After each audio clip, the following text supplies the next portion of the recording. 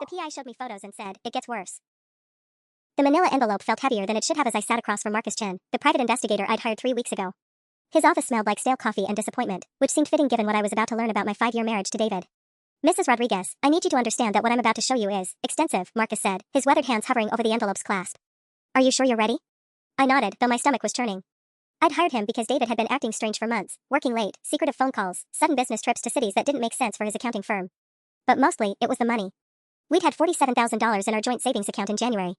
By March, it was down to $12,000, and David kept giving me vague explanations about market fluctuations and temporary investments. Marcus slid the first photograph across his desk. It was David, but not the David I knew, the one who claimed we needed to wait a few more years before trying for kids because money was tight. This David was kissing someone passionately outside the Ritz-Carlton downtown. Someone with honey blonde hair that I'd braided countless times as children. That's my sister, I whispered, staring at Emma's face. 24-year-old Emma, who'd held my hand through Mom's funeral 2 years ago. Emma, who came over every Sunday for dinner and complained to me about her dating life. Emma, who'd been encouraging me to trust David's financial wisdom whenever I questioned our dwindling savings. The photo was taken last Tuesday at 2:47 p.m., Marcus said gently. Your husband told you he was in a client meeting, correct? I couldn't speak. I just stared at the image of David's hands tangled in Emma's hair, the same hands that had held mine when we said our vows. Marcus placed another photo down. David and Emma at an expensive restaurant I recognized, Chez Laurent, where David had told me we couldn't afford to celebrate our anniversary last month. Emma was wearing a necklace I'd never seen before, something that looked suspiciously like the Tiffany set I'd admired in the mall before David steered me away, saying it was ridiculously overpriced. This was March 15th, Marcus continued. I have receipts showing your husband spent $347 on dinner and charged it to your joint visa. The photographs kept coming. David and Emma at the spa resort in Napa Valley where he'd supposedly gone for a work retreat. David carrying shopping bags from Nordstrom and Saks, following Emma through the mall. David signing papers at what looked like a travel agency while Emma pointed excitedly at brochures. How long? I managed to ask. Based on financial records and surveillance, approximately 8 months. But Mrs. Rodriguez. Marcus's voice took on that careful tone that meant something worse was coming. The photos are just the beginning. When you hired me, you gave me permission to investigate any financial irregularities I discovered. He opened a folder thick with bank statements, credit card records, and documents I didn't recognize. The numbers made my vision blur. Withdrawals of $3,000, $5,000, $2,800, dozens of them over the past 8 months. Your husband has been systematically moving money from your joint accounts into a personal account Emma opened in February, Marcus said. Including the $23,000 inheritance from your mother's estate that was specifically designated for your future children's education fund. The room seemed to tilt. That money was sacred to you, I know. You mentioned that when you hired me. Marcus's expression darkened. Mrs. Rodriguez, I need to tell you something else. It gets worse. Those 4 words, it gets worse, hung in the air like a death sentence. I thought discovering my husband was cheating with my sister while stealing our life savings was rock bottom. I was wrong. Marcus pulled out a manila folder marked with my name in red ink. I obtained copies of some text messages between your husband and sister. They're revealing. The first screenshot made my hands shake. It was from David's phone, dated just 2 weeks ago. Asterisk David, she's getting suspicious about the money again. Asked about the visa charges from Chez Laurent. Asterisk. Asterisk Emma, what did you tell her? Asterisk. Asterisk David, same thing as always. Market volatility, temporary cash flow issues. She buys it every time. Still going on about wanting kids face with tears of joy asterisk. Asterisk Emma, poor Sarah. Still thinks she's going to be a mommy someday. Asterisk. Asterisk David, not with MY money she isn't. Speaking of which, transferred another $4,000 today. Should be enough for those tickets to Costa Rica. Asterisk. The cruelty of it hit me like a physical blow. All those conversations where I'd tearfully expressed my fears about my biological clock, where David had held me and promised we'd start trying soon. He'd been laughing about it with Emma. There's more, Marcus said quietly, sliding another screenshot across the desk. Asterisk Emma, Sarah was crying again yesterday about Mom's college fund money. Says she dreams about using it for her kids' education like Mom wanted. Asterisk. Asterisk David, too bad. That money's buying us a nice little house in Manuel Antonio. She'll never find us there. Asterisk. Asterisk Emma, sometimes I feel bad. She was so good to me after Mom died, asterisk. Asterisk David, don't go soft now. We're almost done. Once I transfer the last $8,000 from her business account, we're golden. Flights booked for April 30th. Asterisk. April 30th. That was 12 days away. My business account, the one with emergency funds from my freelance graphic design work, money I'd been saving to renovate the nursery David kept promising we'd need someday.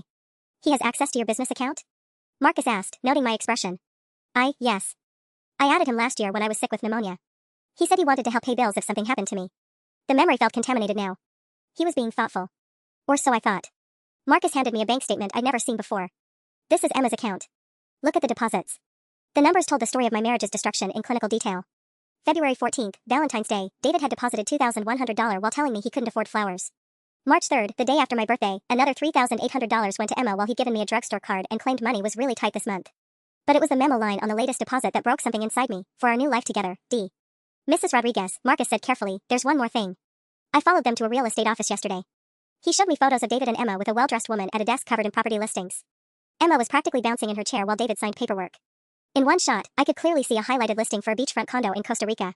The price tag, $47,000. The exact amount that had been in our savings account in January.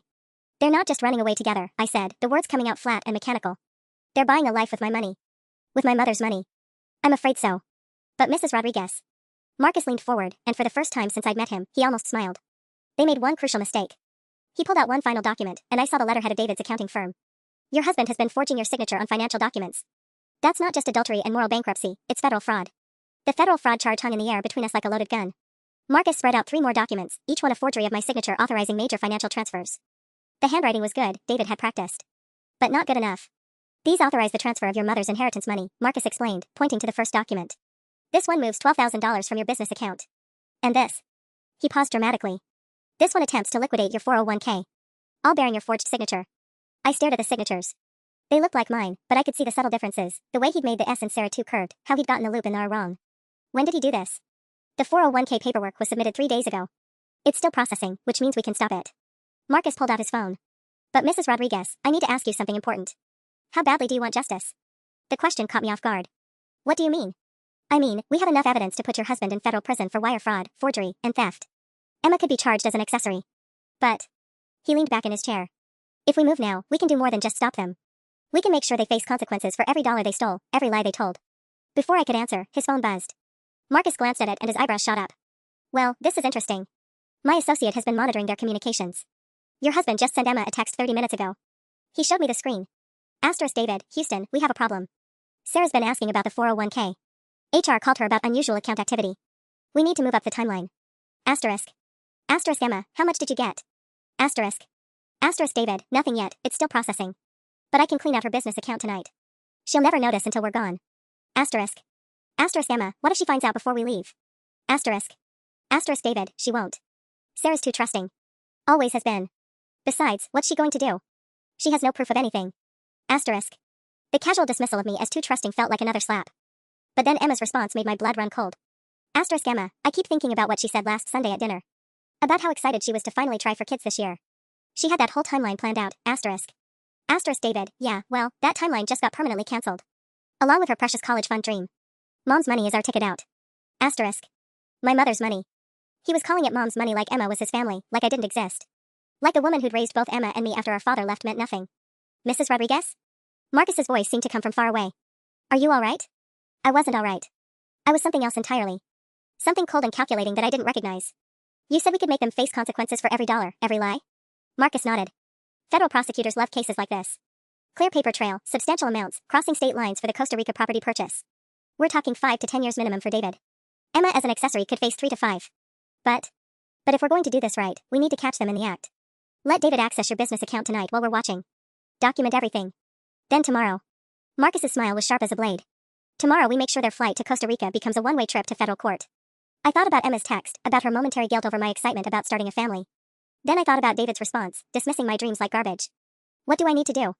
First, Marcus said, we're going to set a trap. The trap Marcus proposed was elegant in its simplicity, and devastating in its implications. Tonight, your husband is planning to drain your business account, Marcus explained, pulling up a laptop. We're going to let him do it, but with a few modifications. He showed me a banking app one didn't recognize. I have a contact at your bank, completely legitimate, by the way. We're going to temporarily flag your business account for suspicious activity monitoring. Every transaction tonight will be recorded with timestamps, IP addresses, and device information. When David logs in using your credentials, we'll have digital proof of unauthorized access. How do you know he has my login information? Marcus pulled out another screenshot. From yesterday's texts with Emma. Look at this. Asterisk David got into Sarah's business account portal again last night while she was in the shower. Stupid woman uses the same password for everything, our wedding date. Going to clean it out Thursday night when she has book club. Asterisk. Book club. He was planning to rob me during book club while I sat with my friends discussing literary themes and drinking wine, completely oblivious to my life being dismantled.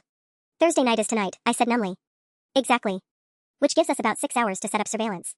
Marcus closed the laptop. But first, I need to show you something else we discovered. About Emma's involvement. He handed me a printed email chain that made my stomach drop. The sender was Emma, the recipient was someone named Jason Whitmore at a property management company in Costa Rica. Asterisk Emma, hi Jason, following up on our conversation about the beachfront rental. My fiancé and I are very interested in the 2-bedroom with the ocean view. We can pay the full year up front in cash, $28,000 as discussed. Asterisk. Asterisk Jason, wonderful. I have the lease ready. Just need to confirm the names for the rental agreement. Asterisk. Asterisk Emma, David Rodriguez and Emma Chen. We're getting married next month, so I'll be taking his name. Asterisk. The email was dated 3 days ago. Emma Chen. She was planning to take David's last name, the same name I'd carried for 5 years. She was going to become the new Mrs. Rodriguez while I was left with nothing. There's more, Marcus said quietly. Look at the date on that email, then look at this. He showed me another screenshot, this one from David's phone to Emma. Asterisk David told Sarah last night that we should probably wait another year before trying for kids. Said the market uncertainty makes it too risky. She actually thanked me for being financially responsible. I almost laughed out loud. Asterisk. That conversation had happened 3 days ago, right after I'd made his favorite dinner and told him how much I appreciated his careful planning for our future. I'd gone to bed that night feeling secure and loved, while he'd been texting my sister about their wedding plans. Mrs. Rodriguez, Marcus continued, I need to tell you about Emma's bank account activity. She's been busy too. The account statements revealed a spending spree that made me nauseous. Victoria's Secret charges for $340. A wedding dress boutique in Costa Rica, $890. Fertility clinic consultations, $450. Fertility clinic? The words came out as a whisper. Marcus nodded grimly. Looks like Emma and David are planning to start a family immediately. Using your money to fund the life you've been begging him for. The cruelty was breathtaking. While David had been telling me we couldn't afford children, he'd been paying for Emma to prepare for pregnancy. While I'd been carefully tracking my ovulation and taking prenatal vitamins just in case, my sister had been visiting fertility specialists and planning her baby-making honeymoon in Costa Rica. My phone buzzed with a text from Emma, asterisk still on for book club tonight? Can't wait to hear about the new novel. XOXO asterisk. She was going to sit there and smile at me for 2 hours, knowing that while we discussed fictional characters' lives, her boyfriend was destroying mine. What happens after we catch him tonight? I asked. Marcus's expression turned predatory. Tomorrow morning, we contact the FBI's Financial Crimes Unit. By noon, we'll have warrants for both their arrests. By evening, their little Costa Rica adventure becomes a federal case. And the money? Frozen immediately. Every penny traced and recovered. Plus, since they purchased that property with stolen funds, it gets seized. Emma's wedding dress, David's new Rolex, all those expensive dinners, all evidence of their crimes. I looked at Emma's text again, with its cheerful emojis and fake affection. In 8 hours, she'd be booking her flight to paradise with my inheritance money. In 18 hours, she'd be in federal custody. Let's do it, I said. Let's catch them both. Marcus handed me a small device that looked like a USB drive. This goes into your home computer tonight before book club. It'll create a mirror of everything David does, every keystroke, every screen he views, every transaction he makes. What if he notices it? He won't. It's designed to look like a wireless mouse receiver. Just plug it into the back USB port. Marcus pulled out a detailed floor plan of my house that made my skin crawl. You gave me your address for surveillance purposes, but I need to know, does David have any reason to use a different computer? No, he always uses mine. Says his laptop is too slow for banking stuff. The memory felt contaminated now. How many times had David used my own computer to steal from me? Marcus's phone buzzed with another message from his surveillance team. His face darkened as he read it. Mrs. Rodriguez, we have a problem. David and Emma are at First National Bank right now. They're in the safety deposit box area. We don't have a safety deposit box. No, Marcus said grimly, but your mother did. And according to the bank records I pulled this morning, David was added as an authorized user 2 months after her funeral. The room started spinning. That's impossible. I never authorized. Check this signature card. Marcus slid a document across the desk. There was my mother's shaky handwriting from when she was sick, adding David Rodriguez, son-in-law, as an emergency contact. Below it was my signature, authorizing him as a secondary user after her death. Except I'd never signed that document. He forged this too, I whispered, staring at the signature that looked like mine but wasn't quite right. Your mother's box contained what, exactly? My throat felt raw. Her jewelry. Grandmother's wedding ring. Some family photos and... I stopped, remembering. Oh God. Her life insurance policy documents. The ones that proved the $50,000 payout was specifically designated for future grandchildren's education. Marcus was already dialing his phone. Jenny, I need eyes on the Rodriguez subjects at First National, safety deposit area. Yes, right now. He put the phone on speaker. A woman's voice crackled through, Marcus, they just exited the vault area. The male subject is carrying a small jewelry box and manila envelope. Female subject appears emotional, crying but trying to hide it. Emma was crying. Was she finally feeling guilty about desecrating our mother's memory? Marcus's associate continued, wait, they're arguing in the parking lot. Female subject is shaking her head, male subject grabbed her arm. I can try to get closer. Do it, but stay invisible. 2 minutes passed. Then Jenny's voice returned, okay, I caught some of their conversation. The female said something like this feels too real now, taking her mother's ring. Male subject responded with it's not her mother anymore, she's dead. This ring belongs to my future wife now. The words hit me like a physical blow. David was going to give Emma my mother's engagement ring. The ring I'd been planning to wear when we got engaged, the ring I'd promised Mom I'd pass down to my own daughter someday. There's more, Jenny continued. Male subject said once we're in Costa Rica, Sarah will be nothing but a bad memory. Emma Rodriguez has a nice sound to it, don't you think? Marcus ended the call and studied my face carefully. Mrs. Rodriguez, I need to ask you something important. That life insurance documentation in your mother's safety deposit box, did it contain any other financial information? Just the education fund details and... I stopped, remembering something that now seemed crucial. The trust information. Mom set up a small trust for my future children before she died. Only $15,000, but it was supposed to be untouchable until I had kids. Where are those trust documents now? The realization hit me like a sledgehammer. In that manila envelope David just stole. Marcus was already pulling up bank records on his laptop. Mrs. Rodriguez, I'm showing a trust account in your name with a balance of $15,000 that's had recent activity. 3 days ago, someone initiated a dissolution request. Someone? Someone with your forged signature and your mother's stolen documents as proof of authorization. My mother's jewelry, her documents, her money for my future children, David had taken everything. But it was Emma's involvement that felt like a knife twisting in my chest. She'd been there when Mom gave me that ring to examine, promising I'd wear it someday.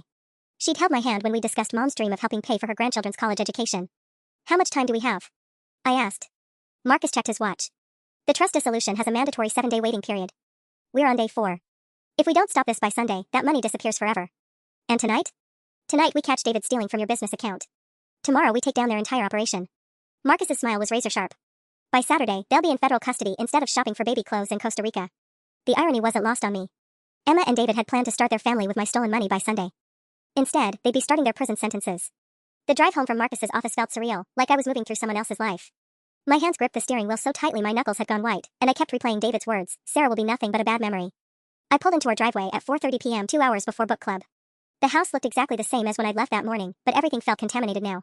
The cheerful yellow paint David and I had chosen together last spring, the garden where he'd promised we'd build a swing set someday, even the welcome mat Emma had given us as a housewarming gift 5 years ago. Inside, I went through the motions of normal life while my world crumbled. I made coffee. I fed our cat, Whiskers, who rubbed against my legs like nothing had changed. I even started preparing snacks for tomorrow's breakfast, some insane part of me clinging to routine while planning my husband's arrest. The USB device Marcus had given me felt like it weighed 50 pounds in my pocket.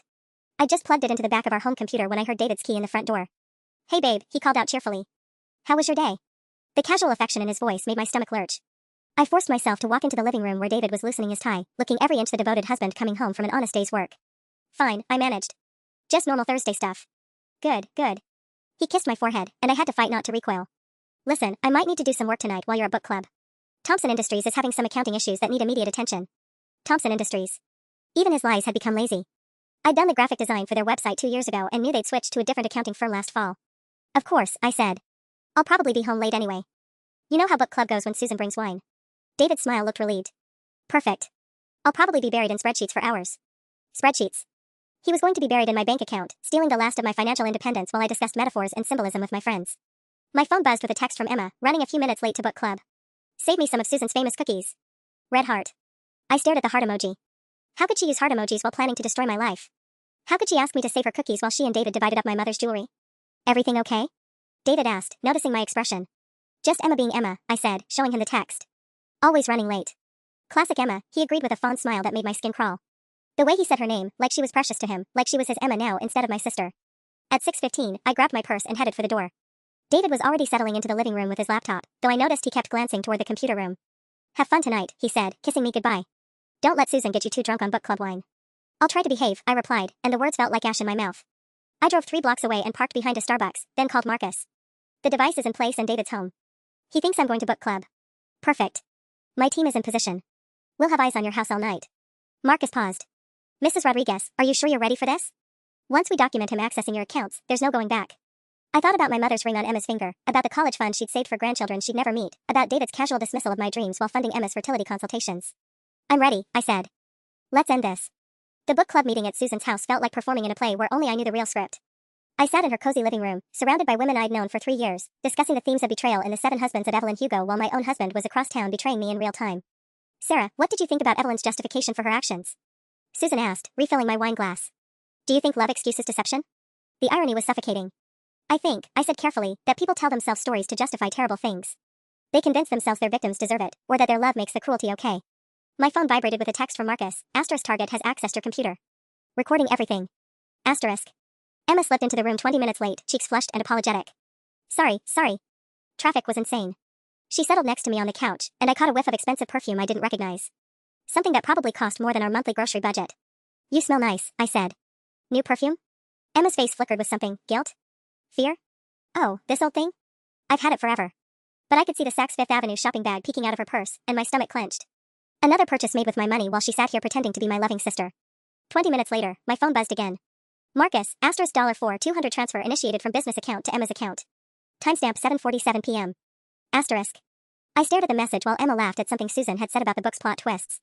She was laughing while David stole $4,000 from me, money I'd earned through late nights and weekend work, money I'd been saving to renovate the nursery. Sarah? You okay? Emma was looking at me with concern that seemed almost genuine. You look pale. Just tired, I managed. Long day. My phone vibrated with another update, asterisk second transfer initiated. $2,800. Total stolen tonight, $7,000. Asterisk. $7,000. Gone while I sat here discussing fictional betrayals. I excused myself to the bathroom and called Marcus. How much more can he take? I whispered. Your business account shows $9,200 remaining. At this pace, he'll clean it out completely. Marcus's voice was grim. But Sarah, we've got a problem. My surveillance team just spotted a second car at your house. What do you mean, second car? Emma's Honda Civic is in your driveway. She's not just late to book club, she never intended to stay.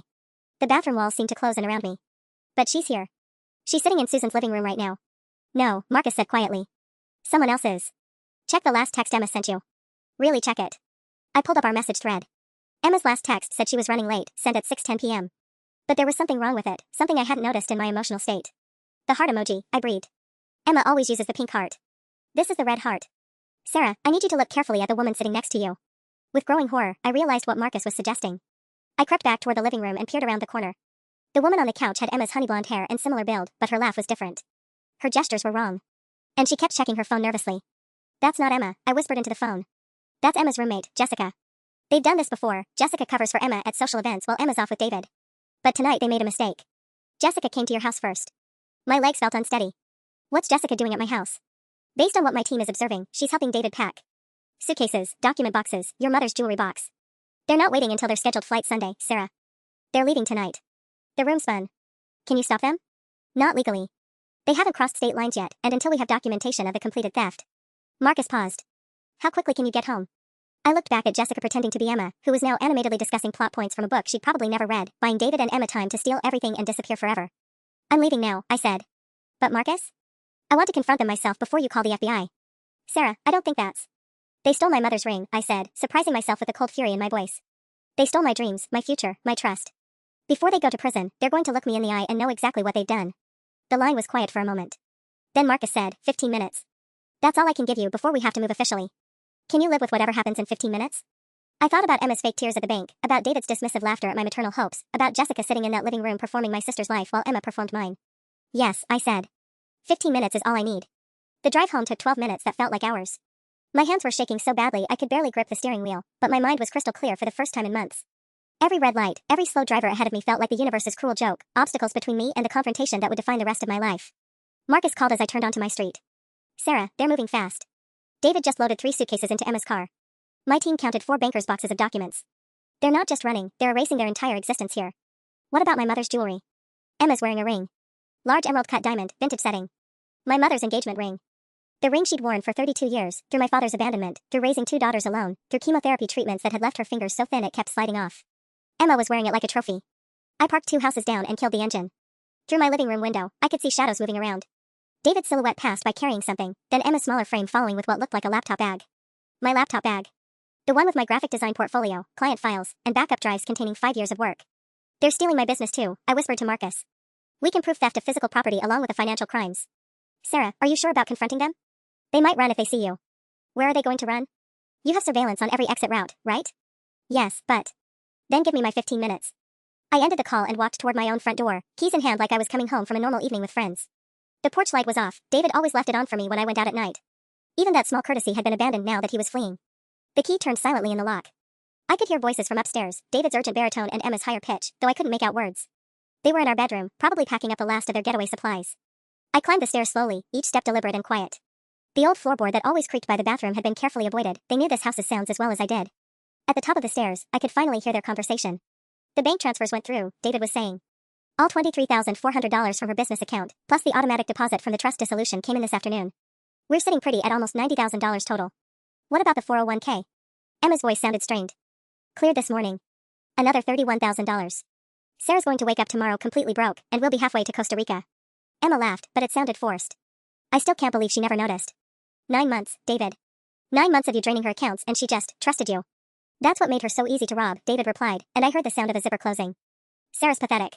Always has been. Remember how she used to cry about wanting kids? When can we start trying, David? When will we be ready financially, David? His voice turned mocking, cruel. Meanwhile, I'm using her money to plan our family. Speaking of which, Emma said, and I heard paper rustling, I picked up the ultrasound photos from Dr. Martinez today. Want to see your son? The world stopped. Ultrasound photos. Son. He's beautiful, David's voice was soft with wonder, the same tone he'd used when we talked about our hypothetical children. Look at that profile. He's definitely got the Rodriguez nose. Emma was pregnant. with David's baby. While I'd been taking prenatal vitamins and tracking ovulation cycles, believing we were waiting for the right time, Emma had been carrying the child I'd dreamed about for years. How far along? David asked. 16 weeks. Dr. Martinez says everything looks perfect. We should be able to feel him kicking soon. Emma's voice was tender, maternal. I'm so glad we decided not to wait. By the time Sarah figures out what happened, we'll be settled in Costa Rica with our son. My son. The son I'd imagined, planned for, wanted desperately.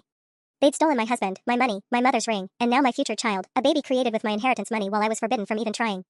I stepped into the doorway of my bedroom, and they both froze like deer in headlights. Hello, Emma, I said quietly, my eyes fixed on my mother's ring glinting on her finger. Hello, David. Planning a trip? The silence stretched between us for what felt like an eternity. Emma's hand instinctively moved to cover her barely visible bump, while David's face cycled through shock, guilt, and then something harder, calculation. Sarah. David's voice was carefully controlled, like he was talking to a spooked animal. You're home early. How was book club? Interesting, I said, stepping fully into the room. We discussed betrayal, deception, and how people justify destroying the lives of those who love them. Very relevant topic, as it turns out. Emma was staring at me with wide eyes, her face pale except for 2 bright spots of color on her cheeks. She looked younger than her 24 years, almost childlike, except for my mother's engagement ring catching the light on her finger.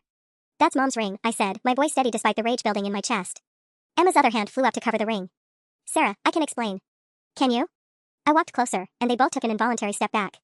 Can you explain how you're wearing our dead mother's ring while pregnant with my husband's child? Can you explain how you've been stealing money from her college fund to pay for your fertility treatments? I'm genuinely curious about that explanation, Emma. David moved protectively in front of Emma, and the gesture hit me like a physical blow. He'd never been that instinctively protective of me, not once in 5 years of marriage. Look, Sarah, David started, his tone shifting to the patronizing voice he used when explaining why we couldn't afford something I wanted. This isn't how we wanted you to find out, but how you wanted me to find out. I laughed, and the sound was harsh even to my own ears. When exactly were you planning to tell me? Before or after you emptied my 401k? Before or after you dissolved the trust fund Mom set up for my children? David's face went white. How do you know about the trust fund? The same way I know about the Costa Rica property purchase, the forged signatures, the safety deposit box she robbed today. I pulled out my phone and showed them Marcus's last text, asterisk FBI contacted. Federal warrants being prepared. Asterisk, the same way I know federal agents are going to be very interested in your wire fraud charges. Emma made a small, choked sound. Federal agents? Wire fraud, I continued, enjoying the growing panic in David's eyes, forgery, theft, conspiracy. Oh, and crossing state lines with stolen funds, that's what makes it federal instead of just regular theft. David's protective stance crumbled. Sarah, wait. We can work this out. We can pay you back. With what money? I snapped. The $90,000 you just admitted to stealing? The money you've already spent on Emma's pregnancy appointments and Costa Rica down payments? I turned to Emma. How does it feel carrying a baby bought with stolen money, Em? Does my mother's ring feel heavy on your finger when you touch your stomach? Emma burst into tears, real ones this time. Sarah, please, I never meant for it to go this far. It just happened, and then David said we could start fresh somewhere new, and I thought. You thought what? That I'd never find out? That I'd just accept being left with nothing while you two played house with my inheritance?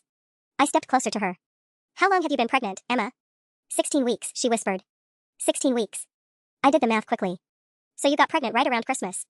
Remember Christmas, Emma? When you helped me pick out that expensive watch for David? When you listened to me cry because I was so frustrated that we kept putting off trying for kids? Emma's tears were flowing freely now.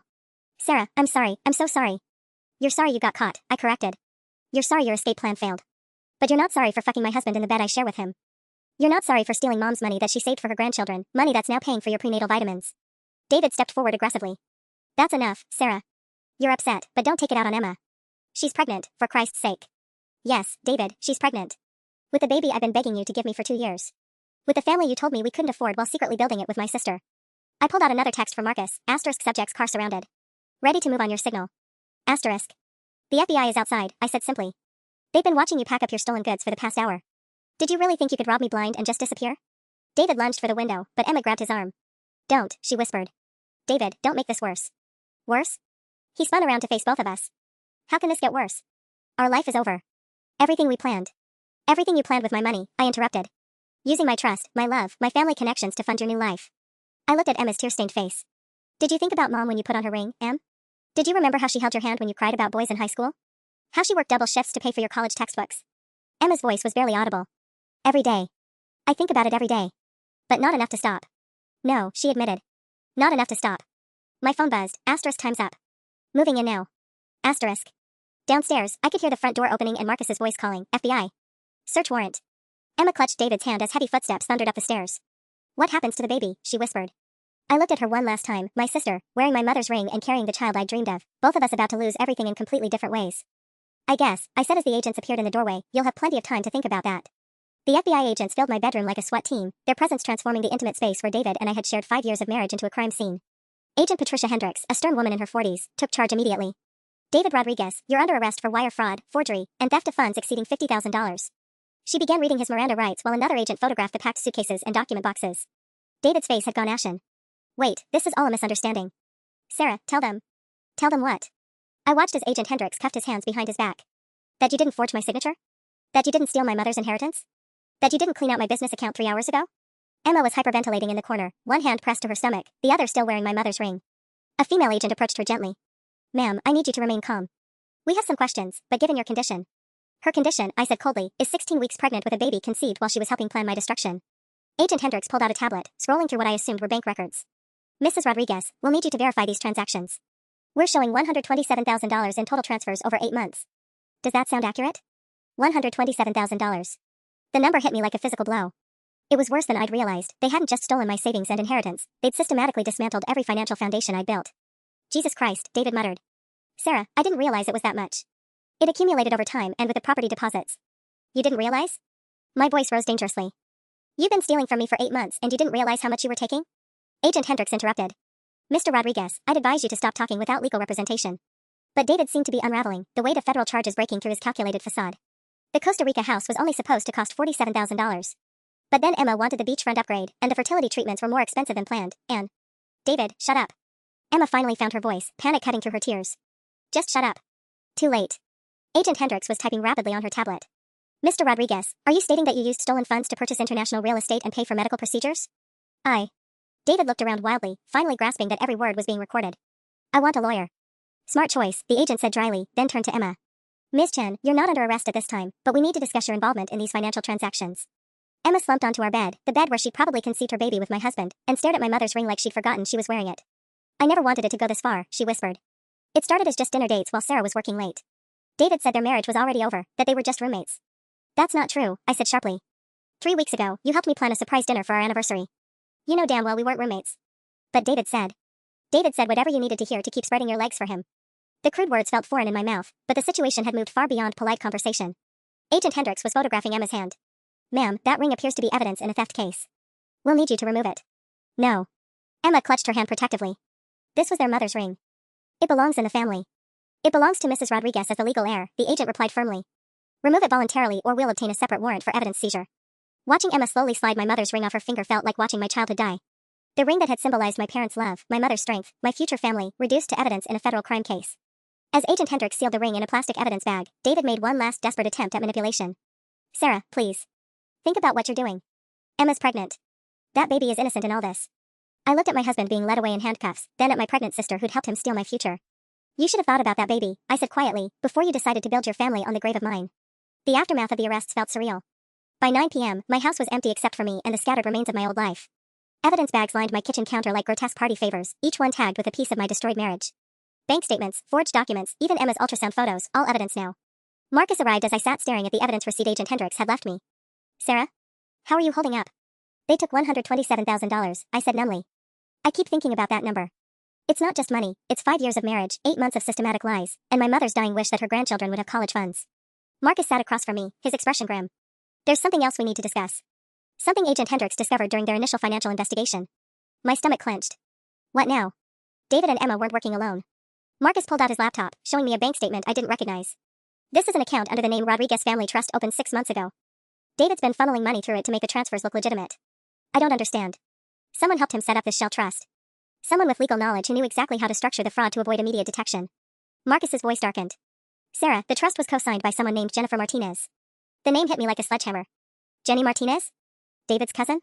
She's a paralegal at that downtown law firm. The same Jenny who's been to your house for family dinners.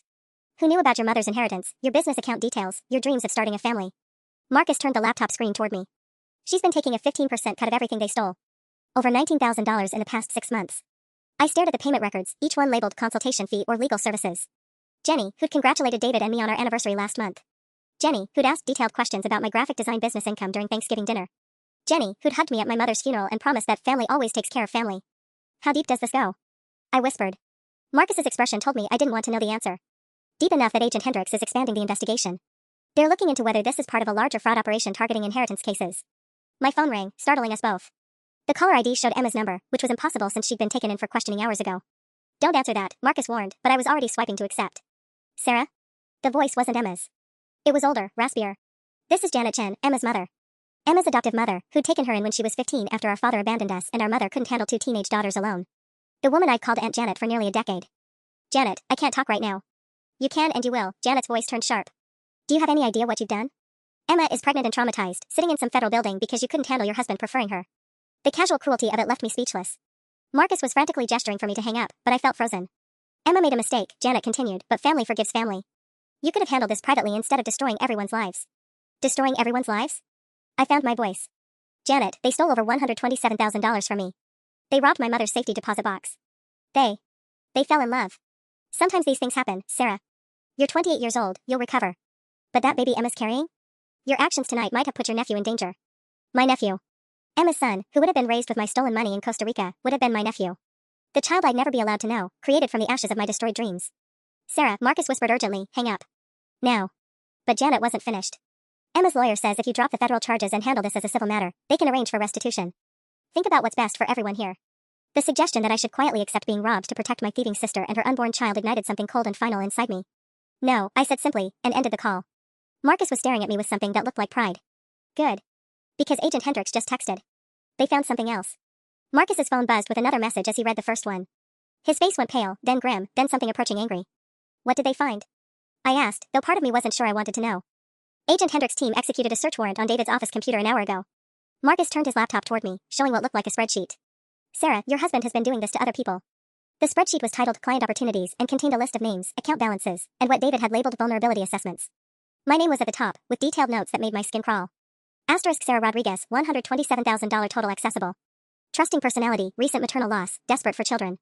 Timeline, 8 to 12 months for complete extraction, asterisk. Below my entry were 4 other names. Jennifer Walsh, described as a recent widow, $89,000 life insurance payout. Michael Chen, no relation to Emma, listed as elderly diabetic, limited family oversight, $156,000 in CDs. Patricia Foster, noted as bitter divorce, limited financial knowledge, $67,000 settlement fund. He's been systematically targeting vulnerable clients, Marcus continued. Look at the dates. Jennifer Walsh was cleaned out 3 months before he started on your accounts. Michael Chen lost everything 6 months before that. I stared at the clinical descriptions of people's pain, their vulnerabilities cataloged like inventory. These are real people? Agent Hendricks confirmed it. Jennifer Walsh filed a fraud report 8 months ago, but couldn't prove her accountant had stolen from her because her signatures appeared legitimate. Michael Chen died 4 months ago. His family is still trying to figure out where his retirement savings went. Marcus's voice was tight with controlled fury. David wasn't just stealing from you, Sarah.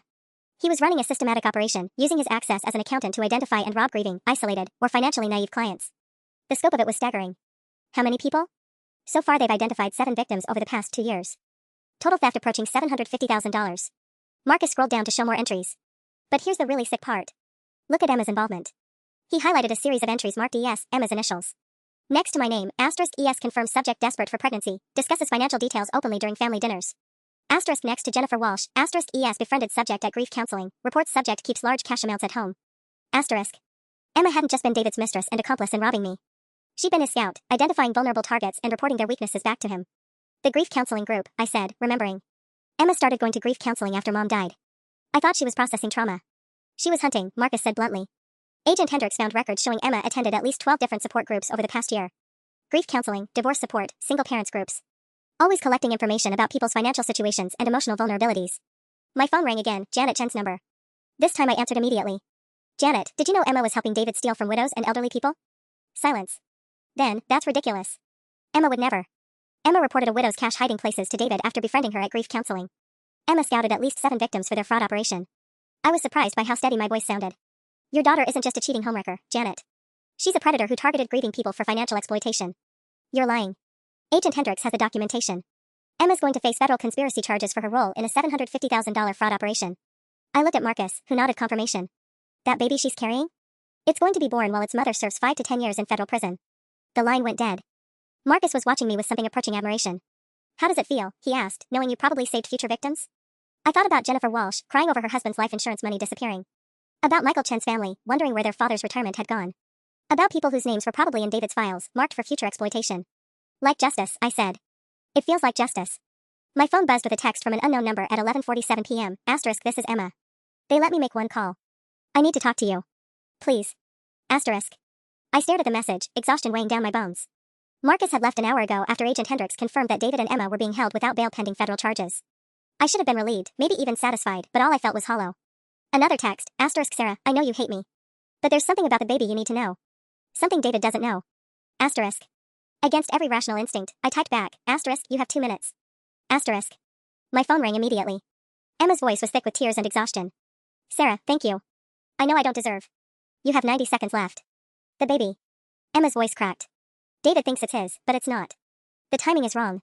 I got pregnant during that week in December when David was in Chicago for the Henderson audit. Remember? You even called me because you were lonely with him gone. December 15th through 22nd. I did remember. David had been auditing Henderson Manufacturing's year-end books, and I'd been fighting off a terrible flu.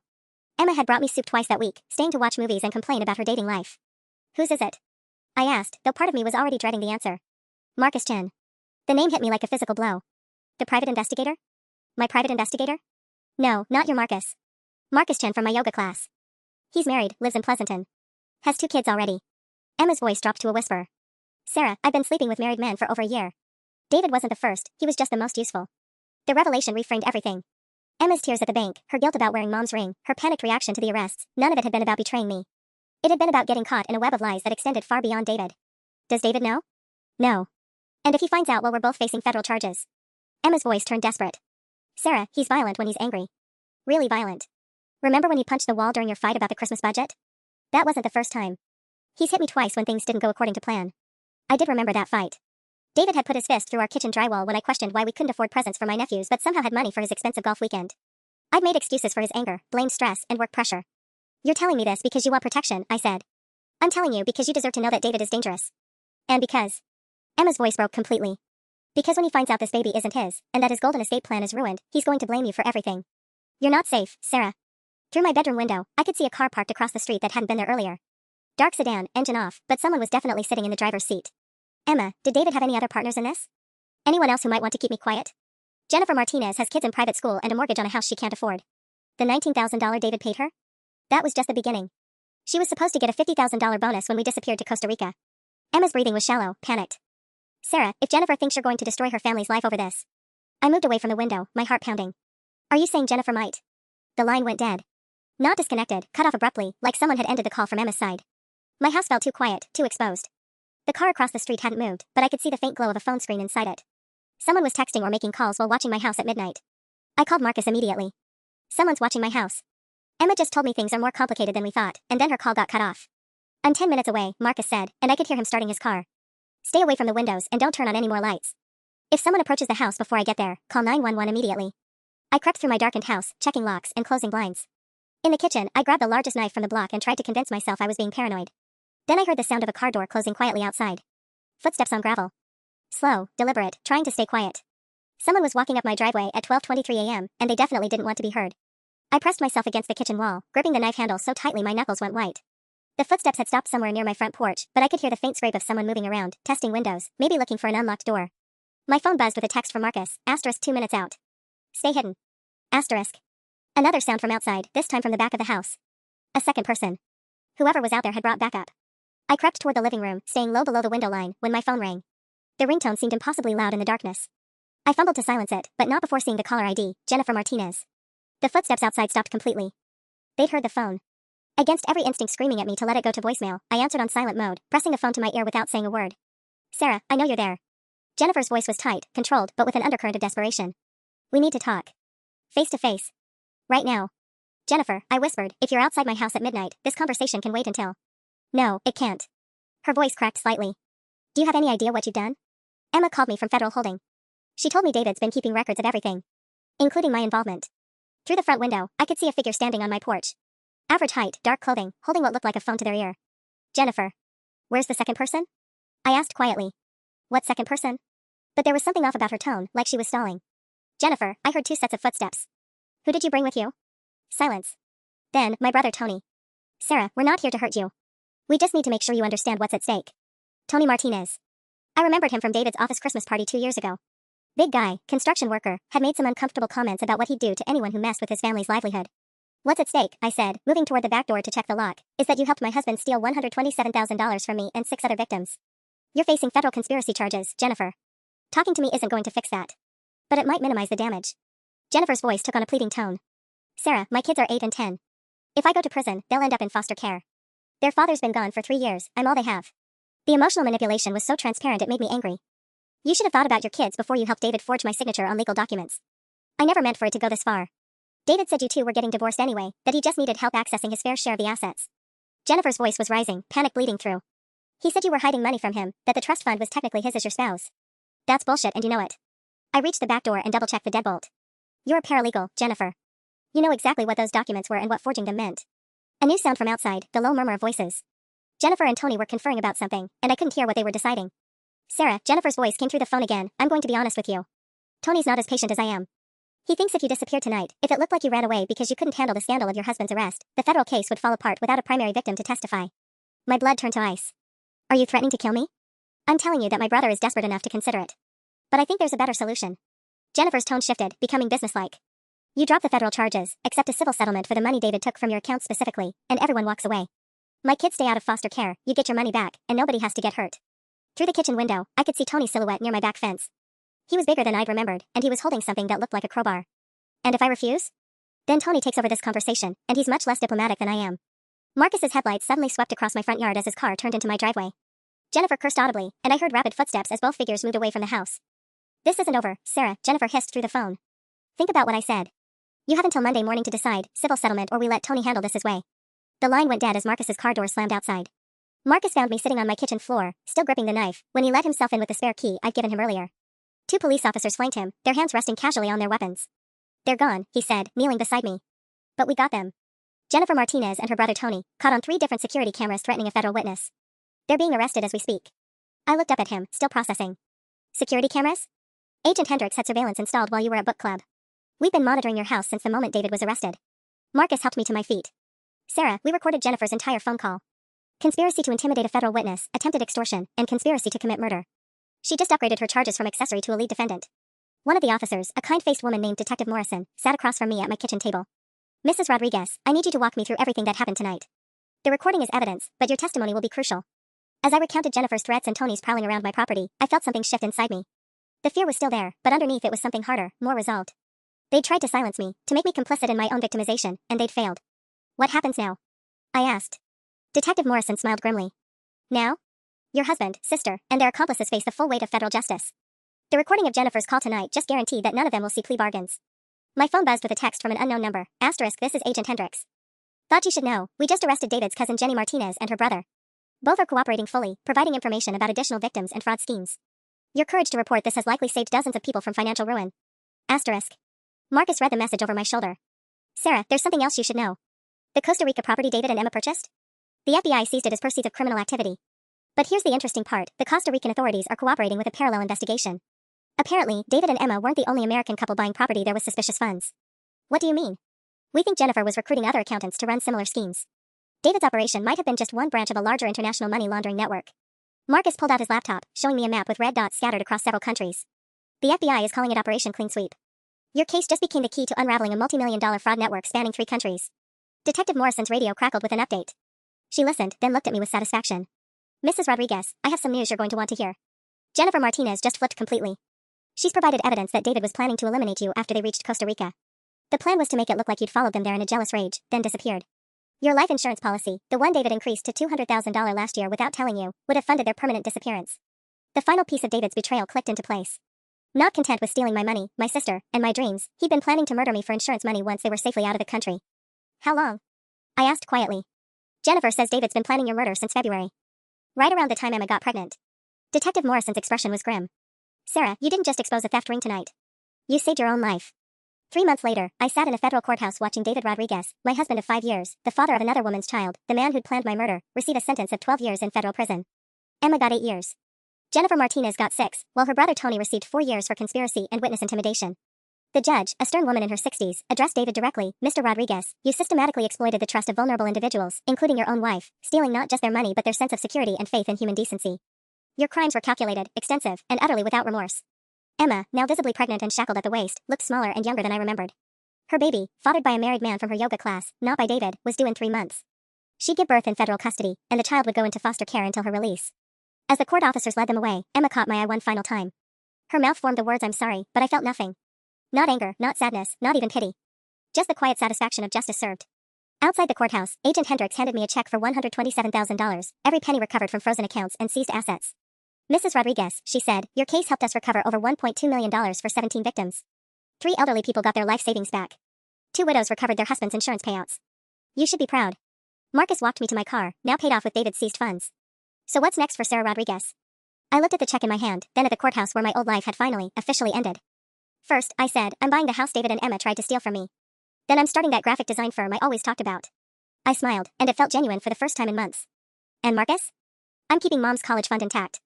Someday, when I'm ready, there will be children who deserve that education money. As I drove away from the courthouse, I passed a billboard advertising a new housing development. Start your new life here. I thought about Emma in her prison jumpsuit, David planning my murder while pretending to love me, and Jennifer Martinez trying to silence me to protect her own crimes. The PI had been right that day in his office when he'd shown me those first devastating photos. It had gotten worse, much worse than I could have imagined. But sometimes, when it gets worse, it also gets exactly what it deserves.